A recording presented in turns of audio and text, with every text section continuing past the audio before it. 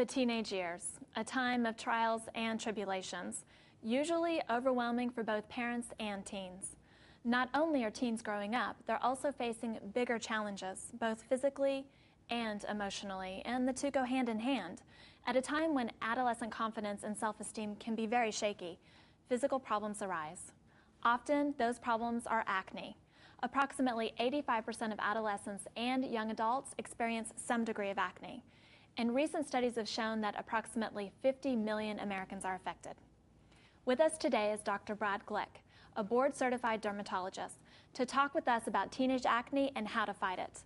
Glad to have you here, Dr. Glick. Welcome to W. Thanks, Chanel. So acne hits teens at a time when self-image is just so important to them, and being a part of a group is just incredibly strong. So what effects, if any, does acne have on a teen at this time? Acne presents typically as visible lesions, usually called pimples, or what we know as zits. Occur most commonly on the face, the neck, the back, chest, and shoulders, sometimes even the tops of the arms. Wow. Additionally, there can be emotional effects with acne. Studies have shown that severe acne and acne scarring can cause psychosocial problems such as loss of self-esteem, loss of self-confidence, anxiety, depression, and even obsessive traits. So it is very surprising to me that some parents feel that acne is really no big deal. I agree. Some parents believe that their teens are exaggerating or being overdramatic about their condition. In fact, the distress caused by acne can be less related to the actual severity of the disease than to the teen's own perception of it. Right. So it's important to reduce the severity of acne and its potential to resurface. In these particular cases, teenagers should seek the care of a dermatologist for treatment, and in most cases, there's prescription products that are available. Well, to see what Dr. Glick is talking about, let's take a look at a parent and teen who are talking about acne. Appearance seems to be a big issue, especially when you see it on TV, and every actor you see is perfect skin, and they don't really realize that a lot of the stuff is either airbrushed or makeup and all kinds of things to hide it. So I think society in itself puts so much on appearance that, everyone thinks because they see all their stars, these people in the media, and they're always a perfect complexion, perfect face, so when they think they don't have it, they think they're less than that, so. I feel about my skin, I feel generally good about my skin, but during football season, when I have the helmet on and the dirt in the face, it gets a little rough. The dirt clogs my pores because I don't get to wash my face right away, so I get a zit here and there. And I think there's a lot of pressure that is put on a person when they think that they're not looking just right.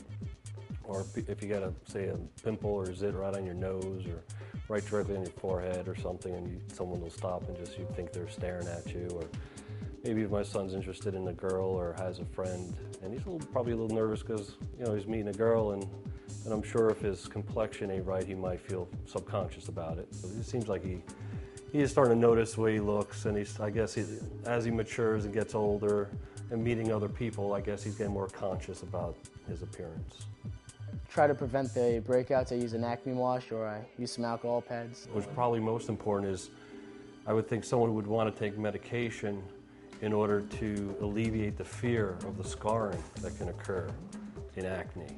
I think by far that's more of an emotional effect than scarring, because now it really, how do you get that to go away? And so I think medication, especially if someone's got a serious condition and they start to get scarred, by far I would definitely recommend getting medicine so it doesn't break out, so it prevents the possibility of scarring. Well, this definitely sends a message to parents that acne can cause a lot of stress. So what treatment options do you typically use on teenagers? Doctors use a whole host of medicines to treat acne. There are topical acne medications which are applied directly to the skin, and there are those that are taken systemically or internally. Those are taken by mouth.